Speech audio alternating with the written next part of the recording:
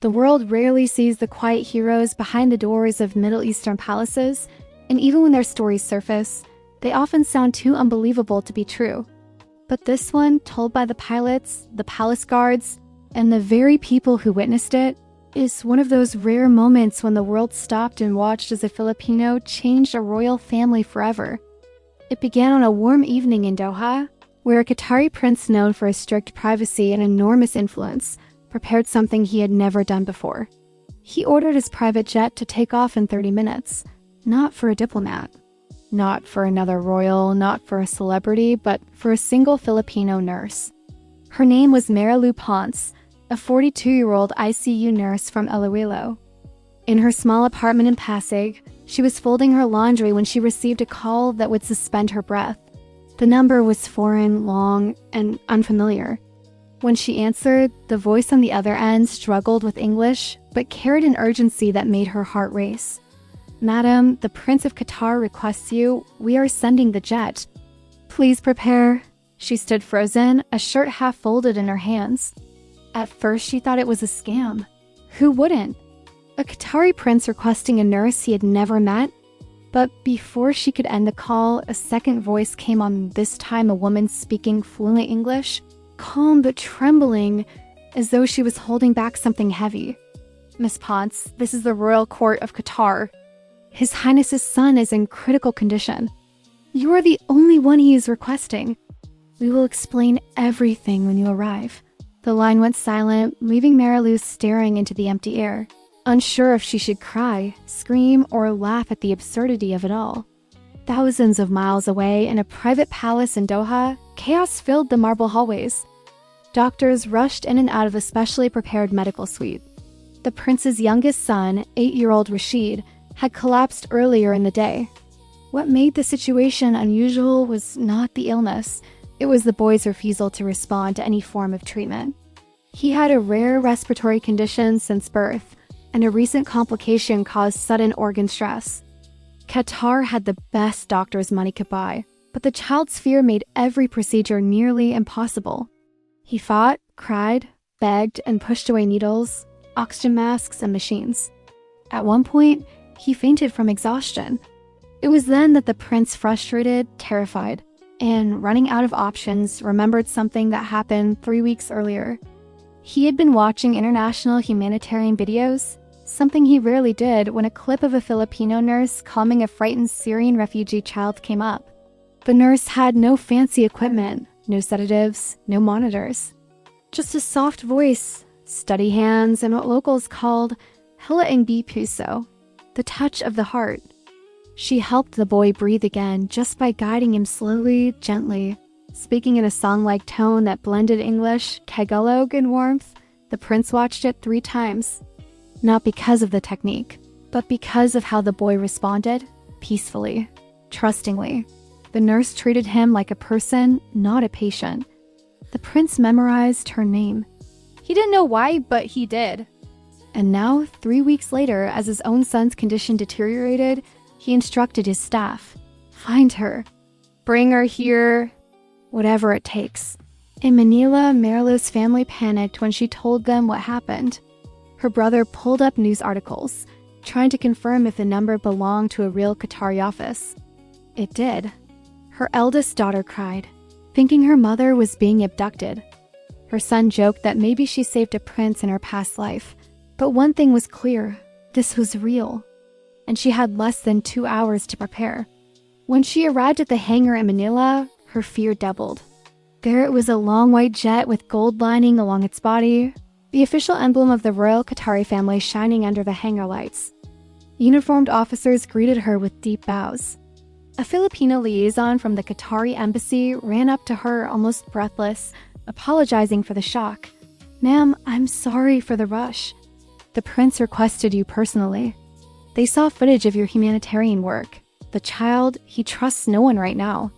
But they believe he might trust you." She boarded the jet with trembling legs. The cabin was unlike anything she'd ever seen. Soft carpets, chandeliers built into the ceiling, gold-trimmed seats, and a small medical setup prepared for briefing. During the flight, 2 palace physicians explained everything. Rashid's breathing had collapsed twice within 24 hours. His anxiety made everything worse. But when the prince saw the humanitarian video of Marilu, he noticed the way she spoke to the child. Slow, gentle, patient, and perhaps more importantly, not intimidating. Filipino nurses, one of the palace doctors admitted, are known for a softness we cannot replicate. Children respond differently to you. Marilu tried to reply, but emotion clogged her throat. The jet landed in Qatar at dawn. The airport runway had been cleared. Several black SUVs waited. They escorted her straight to the palace, bypassing protocols usually reserved only for royals. When she entered the palace gates, she expected guards, gold, and formality. Instead, she saw something deeply human: a father pacing back and forth, head bowed, shoulders collapsing under fear. The prince looked up the moment she entered. For a second, he simply stared. Not at her uniform or her face, but at the possibility, however small, that she might save his son. He approached her slowly. "Miss Marilu," he said in a voice thick with exhaustion. "My son is dying. He's afraid of everyone. But I believe he will trust you. Please, help him." When Marilu entered the boys' room, her heart shattered. Little Rashid was gasping, tears streaking down his cheeks. Machines beeped in a frantic rhythm. Doctors hovered nearby, tense and helpless. But something happened the moment Marilu stepped forward. The boy looked at her not with fear, not with panic, but with something fragile. Curiosity. She sat beside him and did the same thing she always did with scared children. She introduced herself softly. "Hi, sweetheart. My name is Tita Marilu. I'm here to help you breathe. Just breathe with me, okay? No medical jargon, no pressure. Just warmth." The boy's tiny fingers trembled as she held them. She began guiding his breathing slowly, matching his rhythm, letting him feel that he wasn't alone. The room fell silent. Even the machines seemed to quiet down. Minutes passed. Then 20, then 30, the boy relaxed. His breaths, until then shallow and panicked, slowly deepened. The doctors stared in disbelief. His numbers stabilized for the first time in hours. The prince watched with his hands covering his mouth. For the first time in days, Rashid slept without fear. For the next 7 hours, Marilu stayed by his side, guiding him through small breathing exercises, adjusting pillows, humming soft lullabies her mother once sang to her. Not one machine, injection, or sedative could calm him, but her voice did. When Rashid finally opened his eyes again, he whispered something in Arabic. The prince rushed forward. "He wants to know if Tita Marilu will stay," he translated, voice cracking. Marilu smiled through tears she didn't realize had fallen. "Of course, sweetheart. I'm not going anywhere." Over the next 2 days, recovery followed faster than anyone expected. Doctors marveled. Nurses whispered. Palace staff spread the news. The Filipino nurse had saved the prince's son. But the prince had something else in mind. He personally approached Marilu on the morning she was preparing to return to the Philippines. "Miss Marilu," he said softly, "you didn't just save my son. You gave him peace, you gave me hope. And you reminded me of something the world forgets. That healing is not only science, but humanity." He offered her a prestigious position in the royal medical team, a salary that could change her family's future, a home near the palace, and full scholarships for her children. But the most surprising part, the prince bowed to her, a gesture no one had ever seen him give to anyone outside royalty. "The jet will always be ready for you," he added. "You are forever welcome here. You are part of our family now." Word spread throughout Qatar. Stories of her humility reached Filipino communities. Some cried, some celebrated. Many said, "Galing and G Pinoy," and they were right. When she finally flew back to the Philippines to prepare her papers, the same private jet that once felt intimidating now felt like a symbol of something else. Proof that even the quietest Filipino, the humblest worker, the one the world tends to overlook, could become the hero of someone powerful.